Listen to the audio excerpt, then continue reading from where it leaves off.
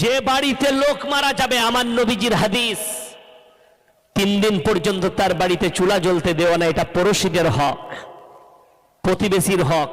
তার বাড়িতে 3 দিন চুলো জ্বলতে দিও না। যদি মৃত্যুর দিনে তার বাড়ির টাকা খরচ হয়, সেই খানাটা আর কেউ খেতে পাবে না, একমাত্র বাইরের মেহমান ছাড়া। আর যদি গোটা গ্রামের মানুষ পয়সা দেয়, খালি তার বাড়িটা বাদ, খানা রান্না করেছেন সবাই আপনারা খেতে পাবেন। এটা লিখে দিয়ে যান, আমি কোরআনের দলিল দেব। আজকে আমাদের দেশে মানুষ 40-এ পালন যারা করেন, আপনার আশেপাশে যত হিন্দু ভাই আছে তাদেরকে জিজ্ঞেস করবেন, তাদের লোক মরে গেলে হিন্দু ভাইরা 40 দিনে শ্রাদ্ধ খাওয়ায়, তার নাম শ্রাদ্ধ। আর আপনি 40 দিনে মিলাদ করেন, মালটা একই, নামটা খালি আলাদা।